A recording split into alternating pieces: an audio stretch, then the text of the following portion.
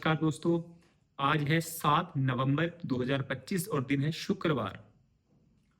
आज का टॉपिक मेरे लिए कंफ्यूज वाला तो नहीं है, लेकिन आपके लिए हो सकता है थोड़ा कंफ्यूजन हो। मैं जहां भी ड्यूटी वगैरह पे जाता हूँ तो बैग में शिव पुराण रख लेता हूँ, है ना। तो अब वो शिव पुराण जो है मैंने निकाल के बैग से बाहर रख दिया था। तो एक शख्स ने वो शिव पुराण उठाया और उस पर थोड़ा सा मुझे डिटेल में बताया कि भाई शिव पुराण किसने लिखा, या ये भागवत गीता है क्या, महाभारत है। और महाभारत तो हमारे अंदर भी होती है और बाहर भी होती है। ये बात सही है कि महाभारत जो है वो हमारे अंदर भी होती है और बाहर भी होती है। शांति को लेके, कलेश को लेके, ये सब महाभारत का ही हिस्सा है। अब इस पर शिव पुराण जिसने लिखी, लेखक का नाम उस पर तो लिखा हुआ था और उन्होंने वो पढ़ भी लिया। उसके अलावा उसके बाद जो उन्होंने मुझे चीजें बताई उससे मैं सेटिस्फाई नहीं था।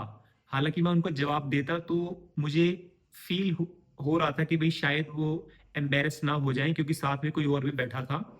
अगर वो मुझसे ये कहते कि अगर तुझे कुछ और पूछना है या तू कुछ कहना चाहता है इस पे तो बोल, तब मैं उनको समझाता कि असलियत क्या है या सही चीजें क्या है। आपने जो कुछ भी बताया वो कहीं ना कहीं गलत है, पर मैं सिर्फ सुनता ही रहा। वो चीजें मैं आपको बताता हूँ, मैं उसका नाम, उनका नाम तो नहीं ले सकता हूँ फिलहाल। मैं ये टॉपिक शुरू कर रहा हूँ। पंच महाभूत और पांच पांडव और पांच इंद्रियां, ये पांच पांच हैं। पांच पांडव तो आपको पता ही है, महाभारत के पांच पांडव कौन से थे? युधिष्ठिर, भीम, अर्जुन, नकुल और सहदेव। उसके बाद पांच इंद्रियां कौन सी हैं हमारे शरीर की? आंख, नाक, कान, जीवा और त्वचा। ये पांच इंद्रियां हो गई।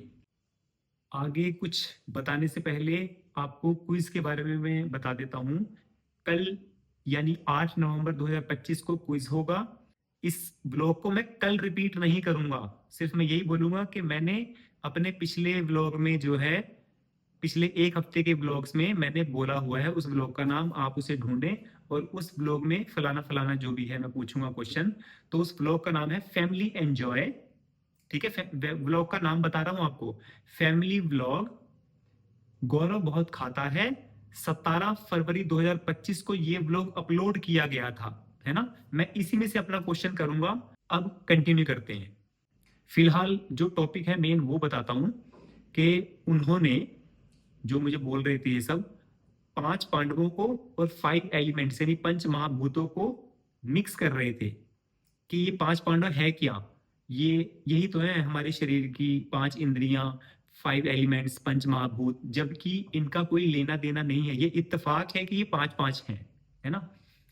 अब इसको मैं डिटेल में जाता हूं।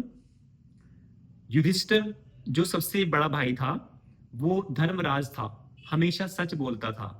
तो क्या हमारी पांच इंद्रियां जो हैं वो सच बोलती हैं? उनमें से बोलने वाली चीज क्या है? जीवा। हम झूठ भी बोल देते हैं, जबकि कलयुग में एक बार नहीं, आपने अपने जीवन में कितनी बार, सैकड़ों, हजारों, लाखों बार झूठ बोला होगा अपने जीवन में, जबकि युधिष्ठिर झूठ नहीं बोलते थे। तो कोई मेल नहीं खाती ये चीज ना, मैच नहीं करती। दूसरा पांडव कौन था? भीमसेन। वो बलशाली थे। क्या हमारी इन पांच इंद्रियों में कोई एक ऐसी इंद्रिय जो बल रखती हो, बलशाली हो, शक्तिशाली हो? कुछ भी नहीं है, कमजोर है सारी पांच इंद्रियां, है ना। उसके बाद तीसरा पांडव आ जाता है अर्जुन। क्या अर्जुन की तरह कोई धनुर्धर है इन पांच इंद्रियों में? उसके बाद चौथा पांडव आ जाता है सहदेव, जो कि सहनशील था, मतलब उसके अंदर सहने की शक्ति ज्यादा थी, पेशेंस ज्यादा थे। हमारी पांच इंद्रियों में पेशेंस है ही नहीं। आंखें अगर गलत चीज को देखना चाह रही हैं तो वो देखेंगी, कान गलत सुनना चाह रहे हैं तो वो सुनेंगे, अच्छा नहीं सुन सकते। जहां बुराई हो रही होगी कानाफूसी करेंगे ही करेंगे। जीवा जो है गलत बोलेगी, झूठ बोलेगी, गंदा बोलेगी। तो ये चीज भी सहदेव से मैच नहीं करती। लास्ट पांडव था नकुल, जो कि बहुत ही खूबसूरत था, बहुत सुंदर था। तो हमारी पांच इंद्रियों में कोई इंद्री खूबसूरत है? सर से लेकर पांव तक इंसान गंदगी से भरा हुआ है। आंखों में कीचड़ रहता है, कान में मैल फंसा हुआ है, नाक में गंद रहता है, सवेरे उठता है तो मुंह से बदबू आती है ना। तो इससे पांच पांडवों का कोई लेना देना नहीं है। अगर वो ये वीडियो देखेंगे तो शायद समझ जाएंगे। और मैं उनको कह भी सकता था, लेकिन बस मैंने ठीक नहीं समझा उस वक्त। लेकिन ये आप लोगों के लिए है, अगर आपका गुरु आपको ऐसी कुछ चीजें बोलता है तो आपका ज्ञान उसमें क्या कहता है, अगर कोई आपको डाउट है तो आप उससे जरूर क्लियर कर लें, है ना। मुझे तो ये चीजें पहले से क्लियर थी, लेकिन मैं उनको बता नहीं पाया। लेकिन आप लोगों को ये चीजें मैं बता रहा हूं, ये जरूरी है। और पंच महाभूत जो है, पृथ्वी जल अग्नि आकाश और वायु, इन्हीं 5 चीजों से मिलकर शरीर बना है। और जब इंसान मरता है तब भी इन्हीं 5 चीजों की जरूरत पड़ती है। जब शव को जलाया जाता है, अंतिम संस्कार यानी अंत्येष्टि संस्कार किया जाता है, तो पृथ्वी पर तो वो होता ही है, धरती पर तो होता ही है। जल, गड़बी में घड़े में पानी भरा होता है। फिर अग्नि, अग्नि से मुख अग्नि दी जाती है, उसका दाह संस्कार किया जाता है। वायु, वायु तो हर तरफ है ही, हवा तो है ही। और पृथ्वी जल अग्नि आकाश, आकाश के नीचे यानी धरती और आकाश के बीच में तो उसको जलाया ही जाता है। तो इन्हीं 5 चीजों से शरीर बना है और इसी में मिल जाएगा, ऐसा भागवत गीता में है कि यह शरीर 5 तत्वों पृथ्वी जल अग्नि आकाश और वायु से मिलकर बना है और इसी में मिल जाएगा। तो दोस्तों आज का टॉपिक सिर्फ इतना ही था, और ये चीजें बहुत गहरी होती हैं।